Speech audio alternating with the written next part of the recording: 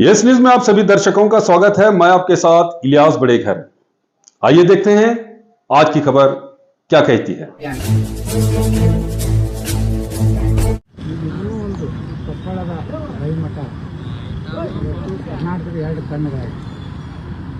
ಸಿದ್ದೇಶ್ವರ ಸಂಸ್ಥೆ ಮೊನ್ನೆ ಶಿವಾನುಭವ ಮಂಟಪ ಉದ್ಘಾಟನೆ ಆನ್ ಮಾಡಿದ್ವಿ. ಇವಾಗ ನಾವೆಲ್ಲರೂ ಕೂಡಿ ನಾವು ಸಣ್ಣ ಒಂದು ಕಾಣಿಕೆ ಕೊಡಬೇಕು ಅಂತ ಹೇಳಿ ಇವತ್ತು ಶ್ರೀ ಸಿದ್ದೇಶ್ವರ ಸಂಸ್ಥೆ ವಿಜಯಪುರ ಹಾಗೂ ಸಿದ್ದೇಶ್ವರಿ ಸವಾರ ಸರ್ಕಾರಿ ಒಂದು ಕ್ವಿಂಟಲ್ 5,000 ಒಂದು ವಿಭೂತಿ ಅಂದರೆ ನಮ್ಮ ಗೋಶಾಲೆಯಲ್ಲೇ ವಿಭೂತಿ ಸುಮಾರು 5 ಕಿಲೋ ಕುಂಕುಮ, ನಮ್ಮ ಗೋಶಾಲೆ ಒಂದು 5 ಕಿಲೋ ಕುಂಕುಮ, ನಮಗೂ ಒಂದು ಅಲ್ಪ ಕಾಣಿಕೆ ಅಲ್ಪ ಸೇವೆ ಅವ್ರು ಗುರುಗಳೇ ಮಾಡ್ತಾ ಇರುವಂಥ ಒಂದು ಕೆಲಸಕ್ಕೆ ಒಂದು ಅಳಿಲು ಸೇವೆ ಮಾಡೋದು ಎಲ್ಲ ನಮ್ಮ ಸಿದ್ದೇಶ್ವರ ಸಂಸ್ಥೆ ಸಿದ್ದೇಶ್ವರ ಇವತ್ತದನ್ನು ಅರ್ಪಣೆ ಮಾಡಲಿಕ್ಕೆ ಬೆಳವಣಿಗೆಗಳು ಮುಂದಿನ ಬೆಳವಣಿಗೆ ಈಗ ಒಂದ್ ಕಡೆ ಇನ್ನೂ ಅಲ್ಲ, ಹೊಸ ಪಕ್ಷದ ಮಾತನ್ನು ಮಾತಾಡಿದ್ರಿ. ಮೊನ್ನೆ ವಿಜಯನಗರ ಅಧ್ಯಕ್ಷರಾದ್ರೆ ನಾವು ಹೊಸ ಪಕ್ಷ ಎಲ್ಲಿಗೆ ಬಂತು ಸರ್? ವಿಜಯೇಂದ್ರ ಮತ್ತೆ ಬಿಜೆಪಿ ಮತ್ತೆ ತಲೆಮಾರು ಕೂಡಿಸ್ಕೊಂಡು ನಾವು ಹೊಸ ಪಕ್ಷ ಗ್ಯಾರಂಟಿ ಅಲ್ಲಿ ಸದ್ಯ ಬದಲಾವಣೆ ಸರ್ಕಾರ ಬಹುಮತ ಬರೋದು ಗ್ಯಾರಂಟಿ, ಕರ್ನಾಟಕ ಉದ್ಧಾರ ಆಗೋದು ಗ್ಯಾರಂಟಿ. ಅಲ್ಲಿ ಇನ್ನೂ ವಿಜಯೇಂದ್ರ ಬದಲಾವಣೆ ಇಲ್ಲ ಅನ್ನೋ ಮಾತುಗಳು ಕೇಳಿ ಮಾಡೋದು ಕೂಡ ಆ ಪಾರ್ಟಿಯವ್ರಿಗೆ ಸಂಬಂಧ ರೀ. ಅವ ಅಯೋಗ್ಯದಾನ ಭ್ರಷ್ಟದಾನ ಅಂತ ಹೇಳಿರಪ್ಪ, ಅದ್ರ ಮೇಲೆ ನಮ್ಗೆ ಅವನೇ ಬೇಕಂತ ಮಾಡ್ತೇನೆ, ನಾವೇನು ಮಾಡೋದು? ಅವಾಗ ಇಡೀ ಪಾರ್ಟಿನೇ ನೀವು ಹೇಳಿದ್ದಕ್ಕೆ ಸಪೋರ್ಟ್ ಮಾಡುತ್ತಂದ್ರೆ ಸರ್, ಈಗ ಅಯೋಗ್ಯ ಅಂತ ನೀವು ಹೇಳ್ತೀನಿ ಅಂದ್ರೆ ಇಡೀ ಪಾರ್ಟಿನೇ ಅವ್ರಿಗೆ ಸಪೋರ್ಟ್ ಮಾಡುತ್ತಂದ್ರೆ ಹೆಂಗೆ ಸರ್? ಮತ್ತೆ ನೀವು ಯಾಕೆ ಯಾವ ಮಾಧ್ಯಮ ನಿಮಗೆ ಚೆನ್ನಾಗಿ ನಮ್ದು ಟಿವಿನೇ. ಹಾಂ, ನೀವು ನ್ಯೂಟ್ರಲ್ ಆಗಿರ್ಬೇಕು. నేను ಹೇಳ್ತೀನಿ, ಇಡೀ ಕರ್ನಾಟಕದಲ್ಲಿ ಅವನ ನಾಯಕತ್ವ ಯಾರು ಒಪ್ಕೋತಾ ಇಲ್ಲ. ಯಾರು ಹೇಳಿದ್ರು ಡಿಕ್ಲೇರ್ ಮಾಡಿ ಹೋಗಿತ್ತಿದ್ರಿ. ಇಡೀ ದೇಶನಾಗ ಎಲ್ಲ ಚುನಾವಣೆ ಅವರು ನಾಗಾಲ್ಯಾಂಡ್, ಸಿಕ್ಕಿಮು, ಯಾವುದದು ಮಿಜೋರಾಮ ಅಂತ ಬಿಜೆಪಿ ರಾಜ್ಯಾಧ್ಯಕ್ಷರಾದರು. ಕರ್ನಾಟಕ ಅದು ದಕ್ಷಿಣ ಭಾರತದಲ್ಲಿ ಬಿಜೆಪಿ ಏನಾರೆ ನೆಲೆ. कब तक रहोगे किराए के घर में? अब आपके घर का सपना होगा पूरा, वो भी आपके प्लॉट पर, और सुविधा और रीजनेबल प्राइस में। भाग्यश्री नगर में आपके लिए लाए हैं इलेक्ट्रिसिटी, टार रोड और वाटर सप्लाई जैसे अन्य सुविधा के साथ 2040, 2030 और odd size plots.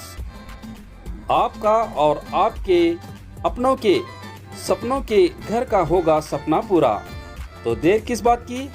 Address airport road near Gandhinagar, Vijaypur. अधिक जानकारी के लिए दिए गए नंबर्स पर कांटेक्ट करें। ಇರುವಂತ ರಾಜ್ಯ ಅದು ಕರ್ನಾಟಕ.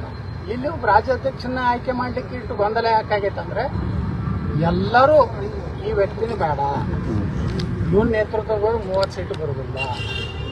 ಅವ್ರ ತಂದೆಗೆ ಅವನ ಮಗ ಎಂಥವಿದ್ರು ಅವನಿಗೆ ಪ್ರೀತಿ ಇರ್ತದೆ. ಹೆತ್ತವರಿಗೆ ಹಗ್ಗಣ ಮುದ್ದಂಗೆ ನನ್ನ ಪೂಜ್ಯ ತಂದೆಯವರು ನನ್ನ ಪ್ರೀತಿಯ ಮಗ ಅಥವಾ ಹೊರಗೊತ್ತು ಹೋಗ್ತಾರೆ. ಅವರು ಆದ್ರೆ ರಾಜ್ಯದ ಜನ ತಿರಸ್ಕಾರ ಮಾಡಿದ್ದಾರೆ. ನಿಮ್ಮ ಬೇಡಿಕೆ ಈಡೇರಬಹುದಾ ಸರ್? ನಿಮ್ಮ ಬೇಡಿಕೆ ಈಡೇರಬಹುದಾ? ನಿಮ್ಮ ಕೂಗು ಇದು ಈಗಿಂದಲ್ಲ, ಕಳೆದ 2-3 ವರ್ಷಗಳಿಂದನೂ ನಿಮ್ಮ ಕೂಗೈತಿ.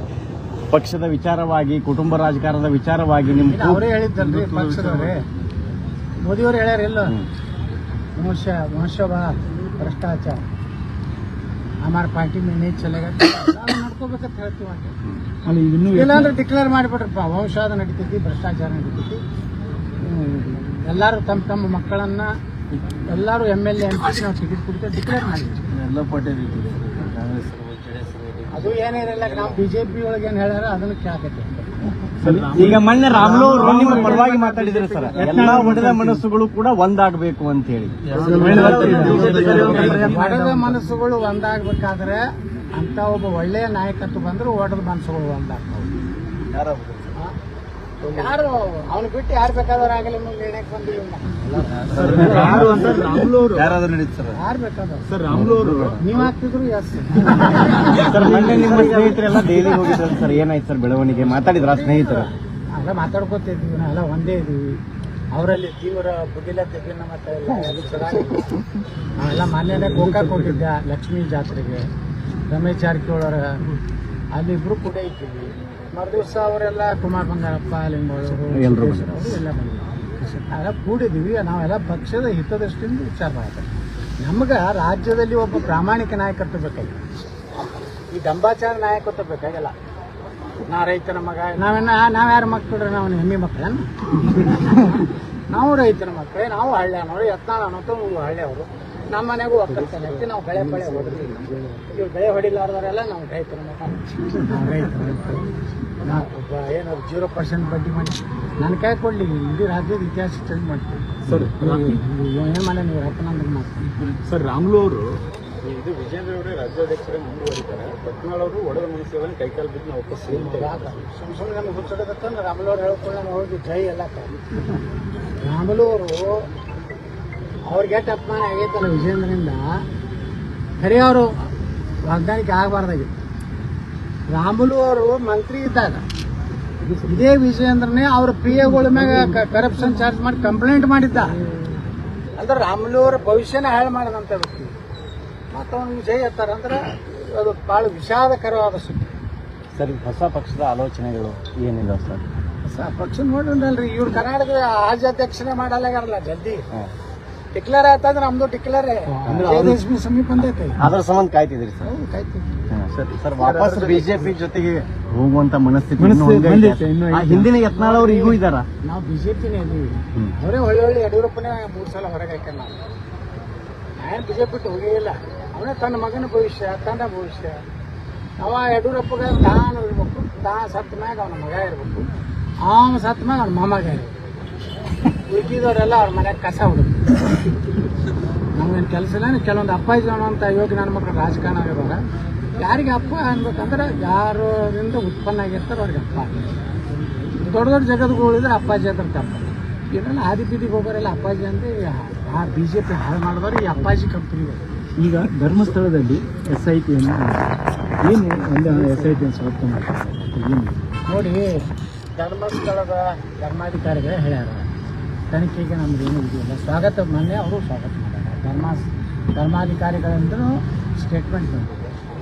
ನೋಡಿ, ಏನೇ ತಪ್ಪಿತ್ತು ಆದರೆ ನಮ್ದು ಒಂದೇ ಹಿಂದೂ ದೇವಸ್ಥಾನಗಳನ್ನು, ಹಿಂದೂ ಮಠ ಮಂದಿರಗಳನ್ನು, ಜೈನ ಧರ್ಮ ಆಗಲಿ, ಸಿಖ್ ಧರ್ಮ ಆಗಲಿ, ಇವೆಲ್ಲ ಭಾರತದಲ್ಲಿ ಹುಟ್ಟಿದಂಥ ಧರ್ಮ ಬೌದ್ಧ.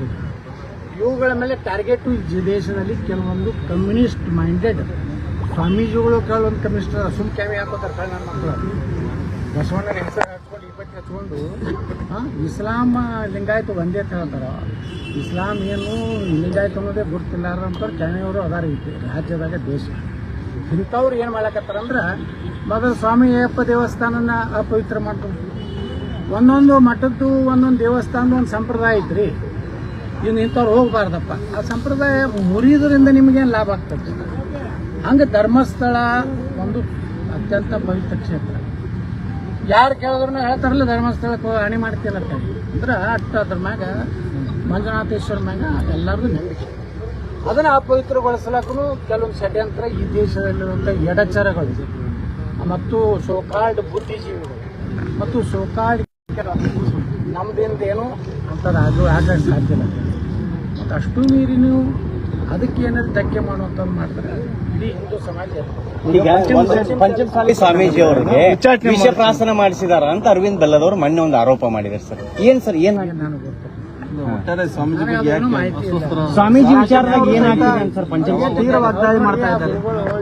ಹಗಲ ರಾತ್ರಿ ಸಮುದಾಯ ಸಲುವಾಗಿ ಹಗಲ ರಾತ್ರಿ ಬಿಟ್ಟು ಸಾಮಾನ್ಯ ಒಬ್ಬ ಸಮುದಾಯದ ಒಬ್ಬ ಸಾಮಾನ್ಯ ಬಡವನ ಮನೆಯಾಗಿದ್ದು ಒಂದು ಸಂಘಟನೆ ಮಾಡಿ ಎಲ್ಲ ಸಮುದಾಯಗಳಿಗೆ ಒಂದು ಮೀಸಲಾಗಿ ಹೋರಾಟ ಮಾಡಕತ್ತಾರೆ.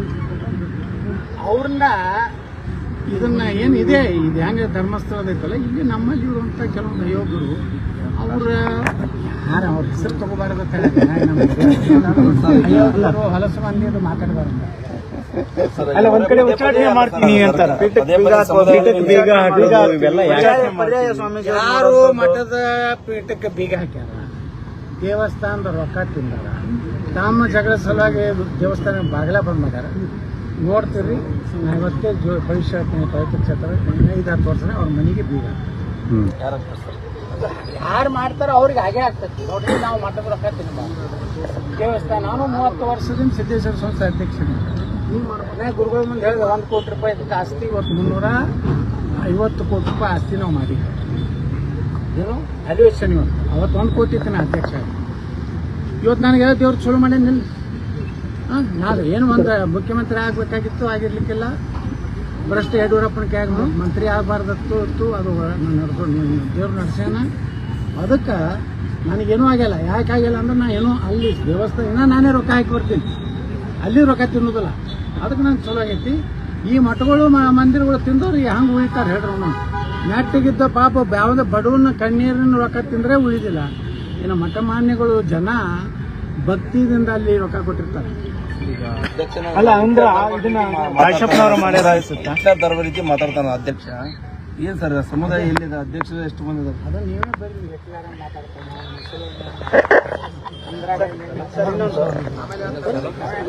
ವೀರಶೈವ ಲಿಂಗಾಯತರು ಒಗ್ಗೂಡ್ಬೇಕು ಅಂತ ಹೇಳಿ ರಂಭಾಪುರ ವೀರಶೈವ ಲಿಂಗಾಯತರು ವೀರಶೈವ ಲಿಂಗಾಯತ ಅಲ್ಲಿ ಬರ್ದಿದ್ರಂದ್ರೆ ನೀನು ಬೋರ್ಡ್ ಮ್ಯಾಗ ಬೋರ್ಡ್ ಹಿಂದಿತ್ತಲ್ಲ. ವೀರಶೈವರಂದ್ರೆ ಯಾರು? ಲಿಂಗಾಯತ. ಎಲ್ಲರೂ ಶಿವನ ಪೂಜೆ ಮಾಡೋದು. ಎಲ್ಲರ ಮನೆಯಾಗೂ ಸ್ಪೆಷಲ್ ಮಲ್ಲಿಕಾರ್ಜುನ ನೀವು ಯಾಕೆ ಅದನ್ನು ಡಿಫ್ರೆನ್ಸಿಯೇಷನ್ ಮಾಡ್ಲಕತ್ತೀರಿ? ಅದು ದೊಡ್ಡ ಶ್ರೀಮಂತರ ಮನೆಯಾಗ ಕೊಟ್ಟು ನೀವು ಸಂದೇಶ ಕೊಡ್ತೀರಿ. ಅದು ಯಡಿಯೂರಪ್ಪ, ಖಂಡ್ರೆ, ಶಾಮನೂರು ತ್ರಿಮೂರ್ತಿಗಳ ಕೈ ನಾನು BSY. ಹಾಗೆ ಅವರೇ ಭಕ್ತರು, ಅವರೇ ಜ್ಞಾನಪೂರ್ಣಂ ಜಗಂಜು ಅವರೇ. ಅಲ್ಲಿ ಯಾರು ಬಡವ್ರ ಮನೆಗೆ ಪಾದ ಪೂಜೆಗೆ ಹೋಗ್ತೀರಾ? ಅವರು ದೊಡ್ಡ ಅಮೌಂಟ್ ಕೊಡ್ತಾರೆ, ಅಲ್ಲಿ ಹೋಗಿ ಆಶೀರ್ವಾದ. ಸದ್ಯದ ರಾಜಕೀಯ ಬೆಳವಣಿಗೆಗಳು ಈಗ ಒಂದು ಕಡೆ CM ಬದಲಾವಣೆ ಚರ್ಚೆ, ಕರ್ನಾಟಕದಲ್ಲಿ ಎಲ್ಲಾ ರಾಜಕೀಯ ಪಕ್ಷಗಳಲ್ಲಿ ಗೊಂದಲ ಇದೆ. ಕೆಲವು ಸ್ವಾಮಿಗಳು ಇಂಡೈರೆಕ್ಟ್ ಯಾವ ಪಕ್ಷಗಳಲ್ಲಿ ಏನದ ಚೆನ್ನಾಗಿ ವಿಶ್ವಾಸ ಇಲ್ಲಾರ್ದಂಗಾಗಿದೆ. ಕಾಂಗ್ರೆಸ್ ಅಂತೂ ನೋಡ್ಲಕತ್ತೀವಿ ಎಷ್ಟು ಹೊಲಸಾಗಿದೆ. ಅದೇನೋ ಬೆಂಗಳೂರಿನಾಗ ನಾಯಿಗಳಿಗೆ ಮಾಂಸ ಕೊಡೋದಕ್ಕೆ 3 ಕೊಟ್ಟಿರ್ತಾರೆ. 3ಗೆ ಸಾಲಾಗೈತಿ. ಇದಕ್ಕೆ ನಾಯಿಗೆಲ್ಲ ಕೊಡ್ತಾರೆ. ಆಕಳಗಳನ್ನ ಕಡಿಯೋರಿಗೆ ಅದನ್ನ ಬಂದ್ ಮಾಡಾಕ್ತಾರೆ. ನಾಯಿಗೆ ಕೊಡೋರಲ್ಲ. ನಾಯಿ ಹೆಸರಲ್ಲೆತ್ತನವ್ರೇನು ಏನು ಬರಬಾರ್ದೇನೆ ಹಂದಿ ಹೆಸರಲ್ಲೆತ್ತ. ಇವ್ರದ್ದು BJP ಒಳಗೆ ಈ ಒಂದು ಅಧ್ಯಕ್ಷತೆಯಿಂದ ಇಡೀ ರಾಜ್ಯದಲ್ಲಿ ನಮ್ಮ ಕಾರ್ಯಕರ್ತರು ಇವತ್ತು ಅಸಮಾಧಾನವಿದ್ದಾರೆ. ಯಾರಿಗೂ BJPಗೆ ಕೆಲಸ ಮಾಡೋ ಹುರುಪಿಲ್ಲ. ಪಾಪ ಕುಮಾರಸ್ವಾಮಿ ಅವ್ರದಂತೂ ಪಾರ್ಟಿ, ಅವ್ರ ಸಣ್ಣ ಪಾರ್ಟಿ, ಏನೇನೋ ಬರ್ದಾಡ ಅವ್ರ ಮನೇಲಿ ಬಿಟ್ಟು ಅಡ್ಡಾಡ್ಸಕತ್ತಾರೆ. ಅಲ್ಲಿನೂ ಗೊಂದಲ ಇದೆ. ಹೀಗಾಗಿ ಅದಕ್ಕೆ ನಾವು ವಿಚಾರ ಮಾಡಕತ್ತೀವಿ. ಹೊಸ ರಾಜಕೀಯ ಶಕ್ತಿ ಕರ್ನಾಟಕ ಬೇಕಾಗಿದೆ. ಸರ್ ಸೋಮಣ್ಣ ಅವರು ನೆಕ್ಸ್ಟ್ ರಾಜ್ಯಾಧ್ಯಕ್ಷರು ಆಗ್ತಾರೆ ಅನ್ನೋದು ಒಂದಿಷ್ಟು ಚರ್ಚೆಗಳಾಗ್ತದೆ. ಆಗಲಿಲ್ಲ ಯಾರು ಬಂದ ಅಂದ್ರೆ ಸೋಮಣ್ಣರೇ ಆಗಲಿ ಶ್ಯಾಮಣ್ಣರಾಗಲಿ. ಆದರೆ ವಿಜೇಂದ್ರಣ್ಣ ಒಬ್ಬ ಹೋಗ್ಬೇಕಟ್ಟೆ. ಈಗ ಸಿಎಂ ಬದಲಾವಣೆ ಆಗ್ತಾರ ಅಂತ ಒಂದು ಚರ್ಚೆ.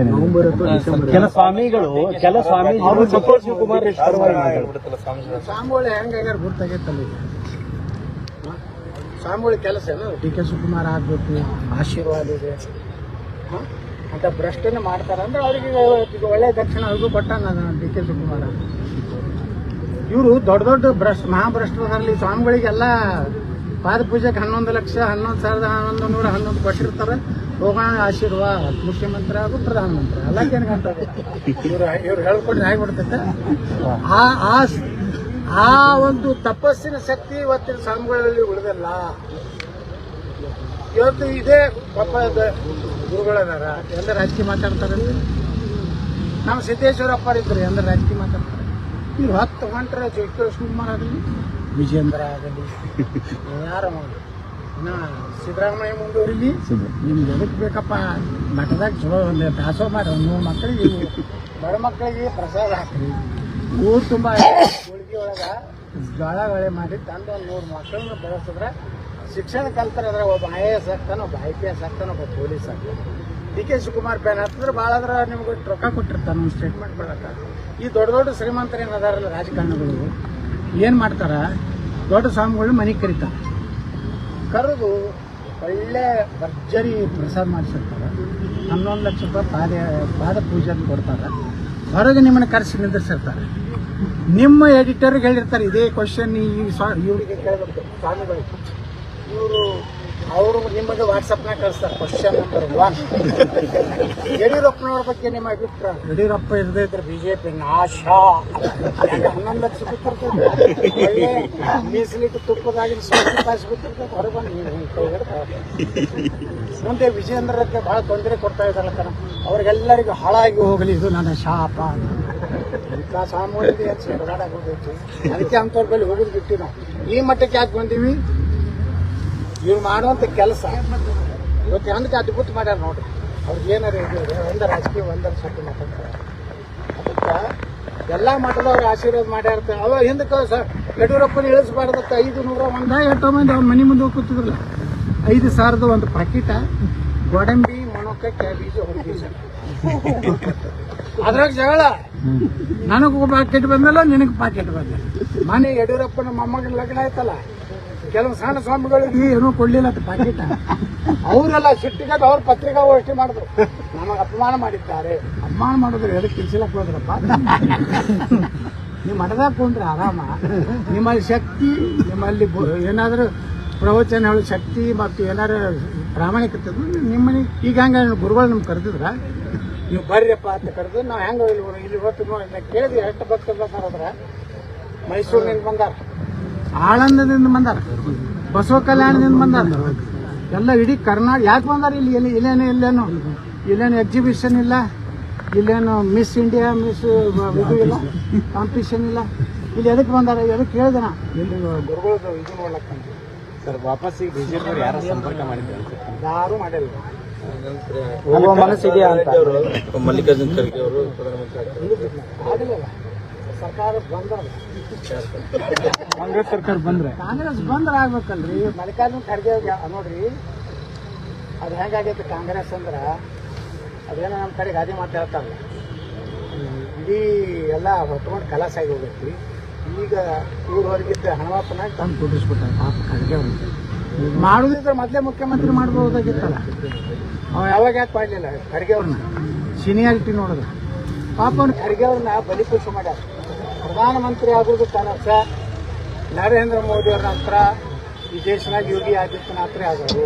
ಉಳಿಕಿದ ಯಾವ ನನ್ನ ಮಕ್ಕಳದ್ದು ಏನು ಕೆಲಸ ಇಲ್ಲ.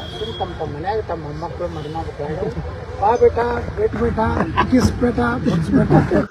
जैसा कि आप सब जानते हैं कि आप सभी का प्यार हमारे साथ कायम है, इसी तरह से हमारे इस चैनल को प्यार करते रहिए और हमारी सारी खबरों को लाइक, शेयर और सब्सक्राइब करना ना भूलिए। हमारा यही मकसद है कि आपको हर खबर जो है जैसा है वैसा ही आपको हम दिखाते रहेंगे, ना किसी का पक्ष लेंगे, ना किसी के विरोध में जाएंगे। हमारे कदम सच के साथ।